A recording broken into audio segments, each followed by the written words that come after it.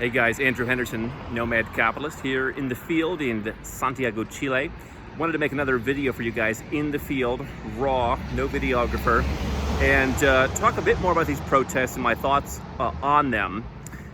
We made a video recently where I shared my opinion and my experience, what's been going on here in Santiago, here in Bogota, where I'm going back to tomorrow, and other places, Tbilisi. Other places around the world. A lot of protests have been in the news recently, and so I'm going to talk to you about that and share two ideas that I think are important for nomad capitalists. I love, by the way, how it's light so late in the day here this time of year. Coming up on summer here in Chile. Really nice to be out here at night. Bogota, which I do like better. November, rainy season, raining all day, cold. Gets dark at 5:30. Not as enjoyable. If you've been to both cities, comment below which one you like more. Anyway, 291 days until Nomad Capitalist Live in Playa del Carmen, our first live conference in almost 5 years, getting the whole team together, getting the network together, you, me, and about 300 and some other people. You got 5 days left if you want to claim a free copy of the video for the event. It's going to be for sale after that to attendees. It will not be for sale to non-attendees. You can hold me to that. As an ethical marketer, we're not selling it. If you want to learn what we're talking about, you got to come, and that bonus is going away in 5 days. Two things that play into what we're going to talk about, because of those who have signed up to attend, we got a good chunk of the room filled up so far. And the number two thing people are telling us in their kind of intake questionnaire is they want to learn about real estate.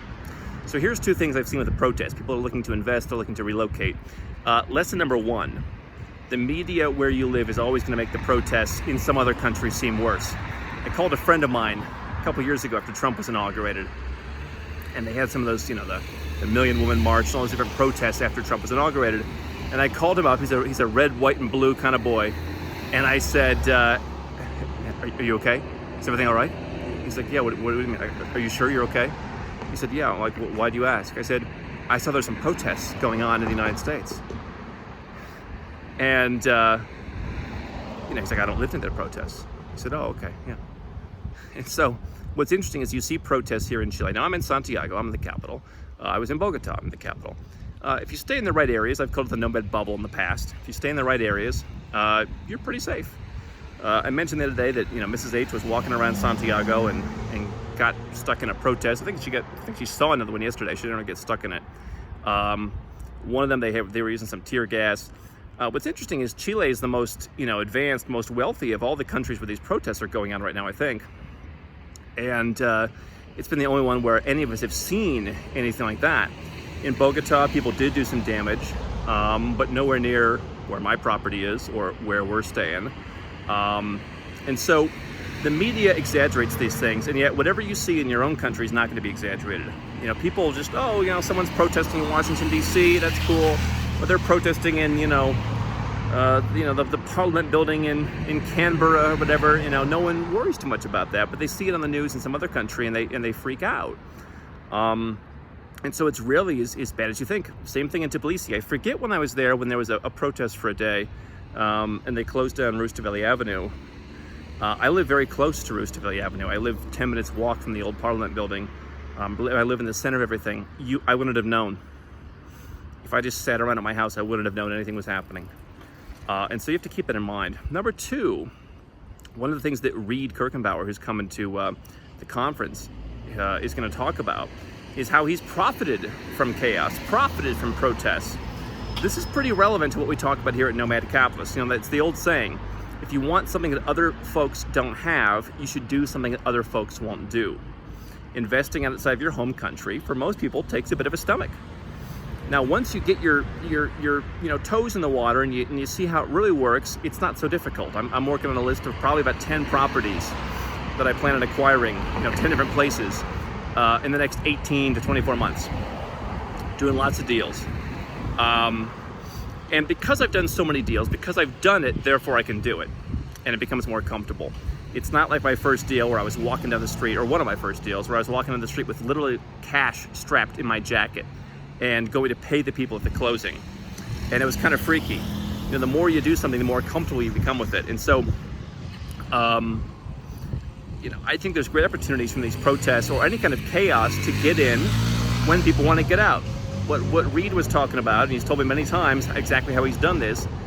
He just sold a property where he doubled his money in I don't know, 4 years maybe.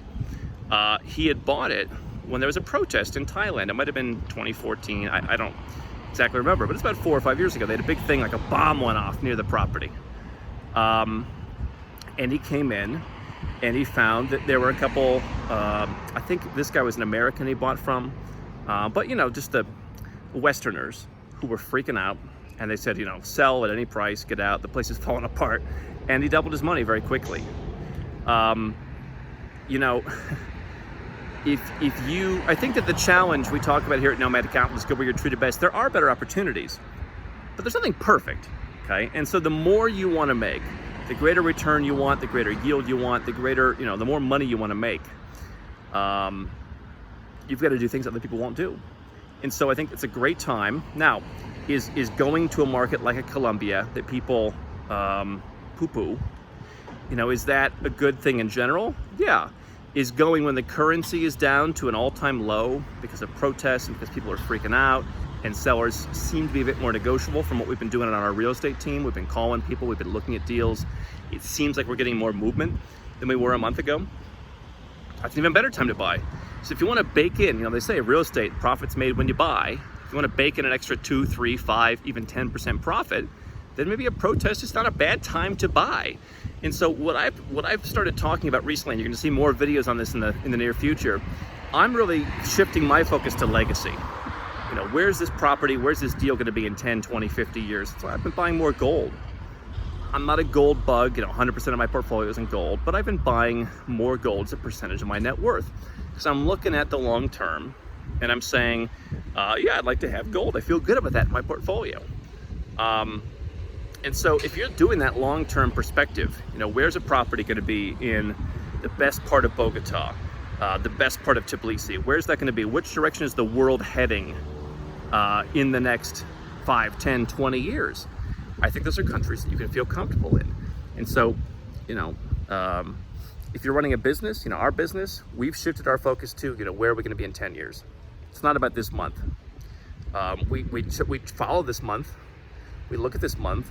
That's part of why I'm bringing back the conference, because we've got some big name speakers that we're negotiating with. I want to be with big names. I want to increase our impact. I want to increase our reach. I want this to become a bigger concept. Nomad Capitalist, go where you're treated best.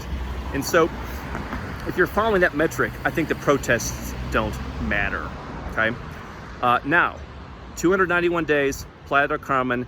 Some of you haven't heard about this. First live conference in 5 years. We're gonna be talking a lot about it until we sell out. And at the pace we're going, we've pretty much, in the first 2 weeks, sold more than any of our 3 previous conferences did in a year, or in about 9 months, I guess. We launched those about 8, 9 months early. And in 2 weeks, we've already outpaced that. And we continue to sell new tickets every day. So I'd like you to be there. But it's something where it's a commitment. I do not want to share Reed's strategy, for example, with 100,000 people. So if you want to come, get on nomadcapitalist.com, click on conference, get your tickets. There's a deal going on right now. Free hotel room right now while supplies last. We got, 36 of them or something left like that. So go on nomadcapitalist.com and check it out.